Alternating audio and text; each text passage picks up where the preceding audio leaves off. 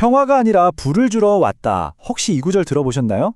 복음서에 나오는 예수님의 말씀 중에 아마 가장 우리를 당혹스럽게 만드는 말씀이 아닐까 싶은데요. 아니, 평화의 상징이신 분이 대체 왜 이런 말씀을 하셨을까요? 오늘 이 역설적인 말씀 속에 숨겨진 깊은 의미를 함께 파헤쳐보겠습니다. 바로 이 말씀입니다. 루카복음 12장 49절. 나는 세상에 불을 지르러 왔다. 와, 정말이지? 우리가 아는 그 사랑과 평화의 예수님께서 하신 말씀이라고는 믿기 힘들 만큼 굉장히 충격적인 선언이죠? 당연히 이런 질문이 생길 수밖에 없습니다. 평화의 임금으로 오신 분이 왜 세상을 불태우러 왔다고 하셨을까? 이 명백한 모순, 이 안에 어떤 깊은 뜻이 숨어 있는지 지금부터 저와 함께 차근차근 풀어가 보시죠. 자, 첫 번째 주제는 평화가 아닌 불과 분열입니다. 예수님의 이 충격적인 선언은요, 여기서 그치지 않아요. 불을 지르러 왔다는 말씀에 이어서 우리를 더 큰 혼란에 빠뜨리는 말씀을 하십니다. 내가 세상에 평화를 주러 왔다고 생각하느냐? 아니다. 오히려 분열을 일으키려 왔다. 심지어 그 분열이 아버지와 아들, 어머니와 딸처럼, 그러니까 가장 가까운 가족관계 안에서 일어날 거라고까지 예고하세요. 이 역설, 도대체 어떻게 이해해야 할까요? 예수님의 말씀을 제대로 이해하려면 먼저 우리 자신에게 한번 질문을 던져봐야 합니다. 나는 어떤 평화를 바라고 있는가? 어쩌면 우리가 바라는 그 평화가 예수님께서 말씀하시는 참된 평화와는 전혀 다른 모습일지도 모르거든요. 예전에 한 통신사 광고에 이런 장면이 있었어요. 갓 결혼한 신부가 10년 뒤에 남편에게 타임캡슐 같은 메시지를 보내면서 이렇게 묻습니다. 우리 지금 잘 살고 있는 거지? 이 질문 속에는 뭐가 담겨 있을까요?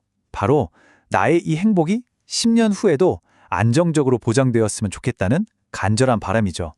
이게 바로 우리가 흔히 꿈꾸는 평화의 모습입니다. 예측 가능하고 안전하고 편안한 삶.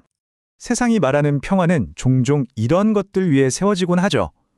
다른 무엇보다 나의 안정적인 성장을 최우선으로 여기고 때로는 불의와 타협하기도 하고요. 발전이라는 이름 아래 많은 것들을 희생시키기도 하죠. 그렇다면 주님께서 말씀하시는 평화는 과연 뭘까요? 이 물음표를 채우려면 우리는 먼저 예수님께서 말씀하신 불의 의미를 이해해야 합니다. 결국 세상이 바라는 평화의 핵심은 이거예요. 바로 나 자신의 안정적인 성장을 위한 보증. 하지만 이런 평화는 다른 사람들의 희생이나 사회의 불의를 외면한 채 세워진 어쩌면 아주 위태로운 거짓 평화일 뿐일지도 모릅니다. 자, 이제 예수님께서 말씀하신 불의 의미가 조금씩 명확해지기 시작합니다. 이 불은요, 파괴를 위한 불이 아니에요. 바로 우리가 그토록 집착하고 있는 그 거짓된 평화를 남김없이 불태워 없애기 위한 정화의 불입니다. 맞습니다. 이 불의 진짜 목적은 파괴가 아니라 정화입니다. 마치 뜨거운 용광로의 불이 쇠에 섞인 불순물을 깨끗하게 녹여내듯이 우리의 낡고 이기적인 가치관을 태워 없애고 순수한 본질만을 남기는 성령의 불길인 셈이죠. 그럼 이 거룩한 불은 우리의 무엇을 태울까요?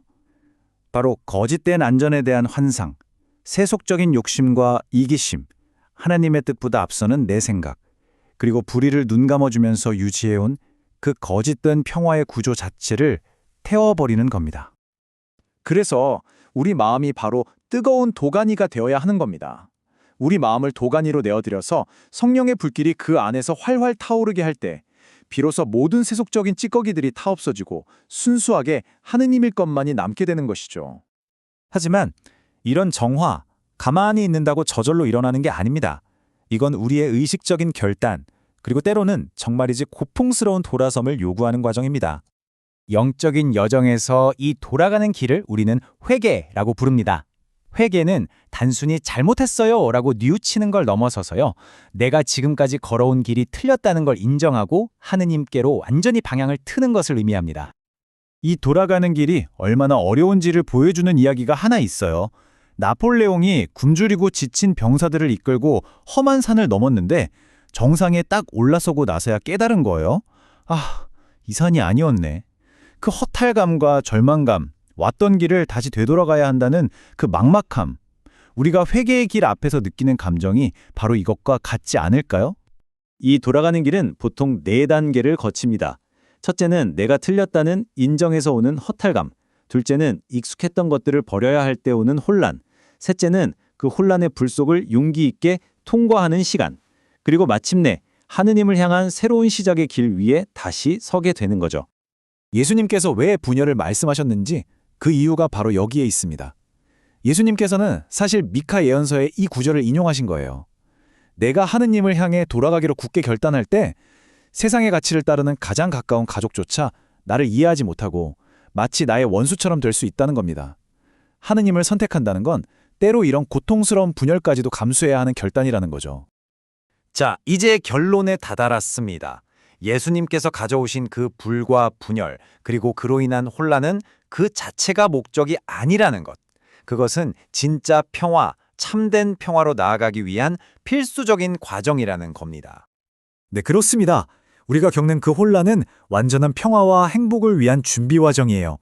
잘못된 길에서 돌아서는 아픔 없이는 올바른 길에 들어설 수 없기 때문이죠. 이건 마치 이집트를 탈출한 이스라엘 백성의 여정과도 같아요.